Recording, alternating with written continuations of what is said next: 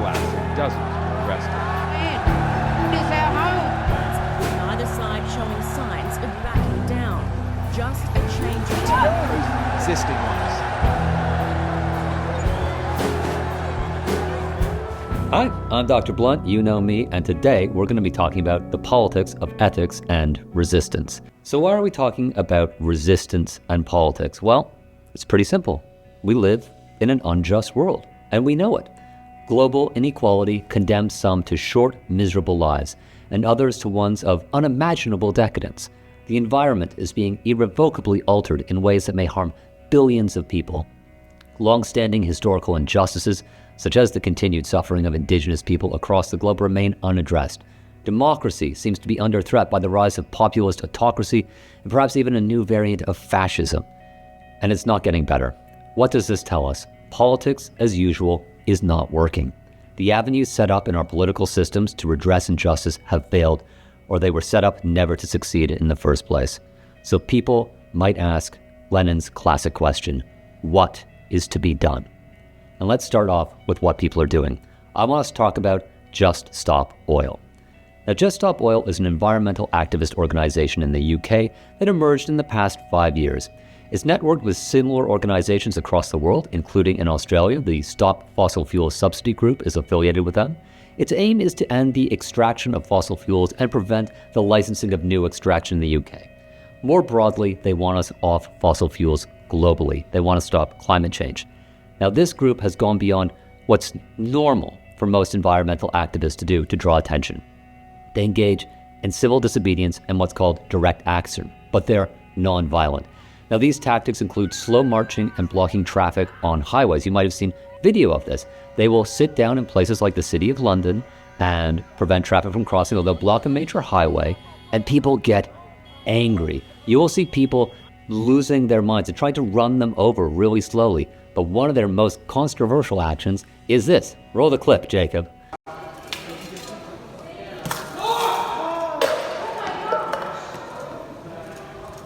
Security.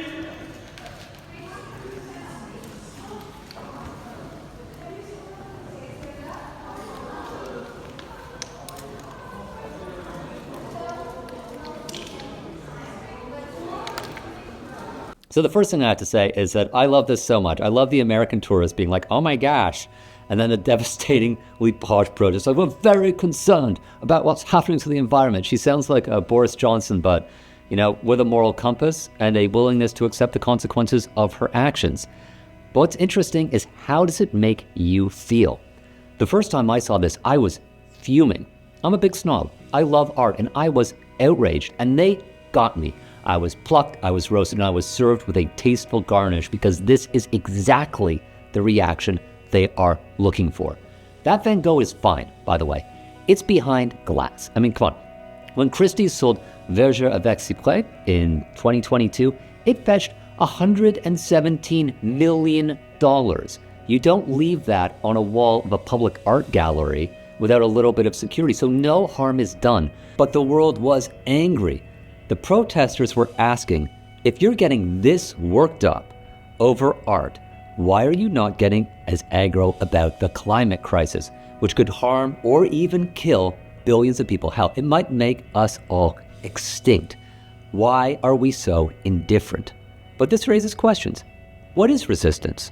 When is it justified? And importantly, what safeguards need to be put in place?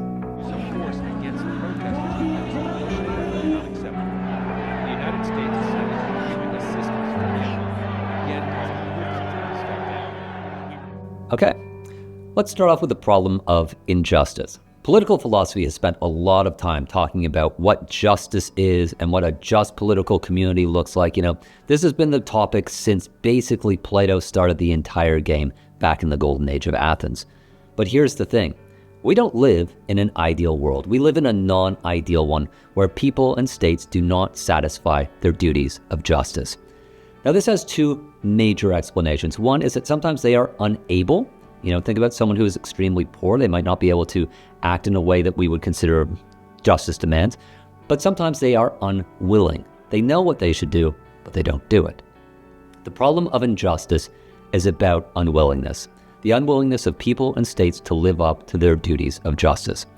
Now, the default position in the Western tradition of political philosophy is that we have an obligation to obey the state. That is primary. It is perhaps the basis of our political system. Socrates, for example, argued that the duty we have to the state, the duty of obedience, is similar to one of filial piety. We owe the same duty to our parents because they shape us as we owe to the state because it has influenced our lives. We have this strong obligation like children have to their parents. Rawls, on the other hand, thinks of it as a natural duty of justice to build and support just institutions. So we start at the beginning, state of nature, and we say, okay, what do I have an obligation to do? I have an obligation to start a just society. But what are the limits of this duty? How far does our obligation to obey go? Think about Socrates, right? Socrates drank a cup of poisoned hemlock, right? He was put on trial, as you probably know, for corrupting the youth of Athens, and he trolled his entire trial. He said, what should my punishment be? You should throw me a feast. And they're just like, okay, we're sending you to jail. It's like, we're going to make you kill yourself. He's like, okay, I'll kill myself. And there's like, but you can escape. You know that. It's like, no. I have a deep moral obligation to kill myself out of my duty to the state. Thomas Hobbes also says, you can do certain things. If the state's going to kill you, you might be able to break out of jail. But that's about it. You can't overthrow the state legitimately. You can save your life, but you can't change anything. And this frames most of the significant arguments against resisting injustice. The consequences of resistance are always going to be worse. And let's hear from everybody's favorite Victorian mummy, Jeremy Bentham. In proportion as a law of any kind, an act of power, supreme or subordinate, legislative, administrative, or judicial, is unpleasant to a man, especially if, in consideration of such its unpleasantness, his opinion is that such act of power ought not to have been exercised. Of course, he looks out upon this as oppression. As often as anything of this sort happens to a man, as often as anything happens to a man to inflame his passions, this article, for fear his passions should not be sufficiently inflamed of themselves, sets itself to work to blow the flame, and urges him to resistance. Submit not to any decree or other act of power, of the justice of which you are not yourself perfectly convinced. If a constable should call upon you to serve in the militia, shoot the constable and not the enemy. If the commander of a press gang should trouble you, push him into the sea. If the bailiff, throw him out the window. If a judge sentences you to imprisonment or be put to death, have a dagger ready, and take at the first stroke at the judge. Jeremy Bentham. Okay. What's he saying in Anarchical Fallacies? And why did I call him a Victorian mummy? Okay, fun fact. He is literally preserved in a glass case at University College London. I used to pass his remains when I was doing my PhD pretty much every day. The worst part is they messed up preserving his head. Jesus, that looks like a California raisin from the upside down. What Bentham is saying is this: resistance, especially when it's thought of as a right, is dangerous. It's highly subjective. It's based on your opinions and your inflamed opinions. This makes the enforcement of the law nearly impossible. If a cop ever approaches you and says you need to follow me, you're going to resist. He's saying the law has to be what is on the books. We don't have any rights that don't exist. And if we thought we did, this would undermine the basis of society. So we have this duty to obey the law, no matter what. Now, this doesn't seem particularly plausible to me, and I'm going to explain why.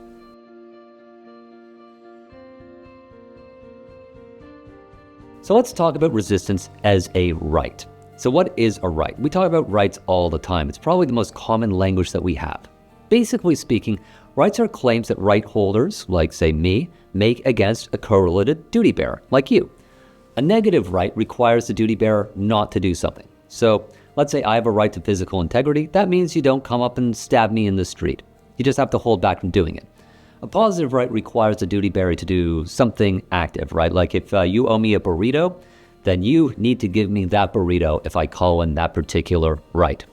Now, in order for a right to be a right, the right bearer has to be able to enforce the claim, right? So if you don't give me my burrito, I need to be able to get that burrito from you somehow. I might be able to sue you for the burrito. Or if the chips are down, I might grab that burrito right out of your hand. The point here is that a right is empowering. It makes you an agent with status. But what about in circumstances of injustice where your rights are not respected and the state offers no remedy? What if you can't get at that burrito? I mean, funnily enough, most of the autocratic and arbitrary regimes in recent years have had very comprehensive systems of formal rights. Look at Stalin's constitution from 1937 in the USSR. Lots of rights for the Soviet people, democracy, social welfare, free religion. All of these things were included in the Constitution, but they couldn't claim any of those rights. So did they actually have them? Well, let's take a few steps back. If you're a legal positivist, you're going to say any right that you don't have on paper that isn't then enforceable is not a right. It's just rhetoric. It's air. Rights are only in existence if they're on the books and you can claim them. However, I tend to follow a different tradition that grounds fundamental rights in the moral personality of human beings. This is the natural rights tradition that led into human rights. There are multiple ways of saying why we have these rights. We might say human beings have a soul, right? This is special. It's given to us by God, and that's why we can claim these natural rights. I'm not going to get into the metaphysics. My argument is very, very simple. Human beings have a sense of autonomy. Human beings, generally speaking, possess the capacity to conceive and pursue the idea of a good life, right? You know what you might want to do with your life. You might want to, get a good career and you're going to university to pursue it. That's autonomy. It's very simple. It's very limited. This generates reasons for respect on its own grounds, right? Autonomous agents should be able to pursue their idea of a good life so long as it doesn't interfere in someone else's. And it's supplemented by the idea of reciprocity, right? If you value your autonomy and I value my autonomy, then we should respect ourselves.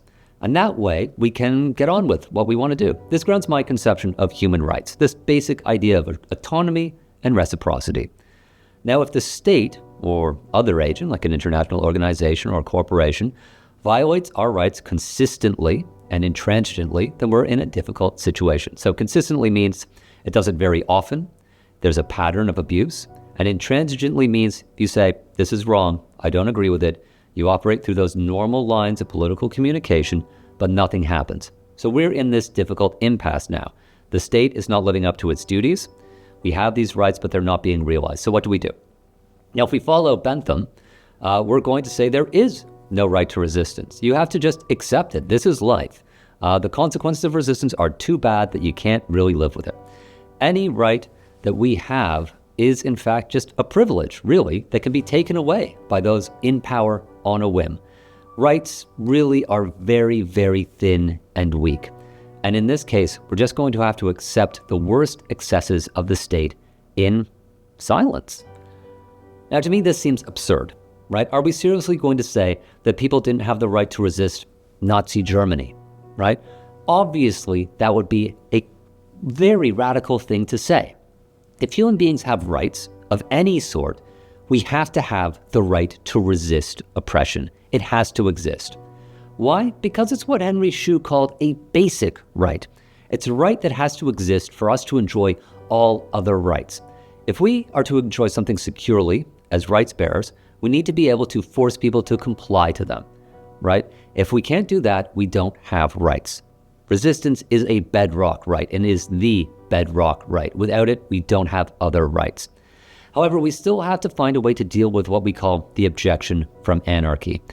The problem with Bentham is that he kind of mischaracterizes all arguments about the right to resistance, right? So his idea is that, you resist anyone who tries to put the law on you. No serious philosopher of resistance has ever made this case, right?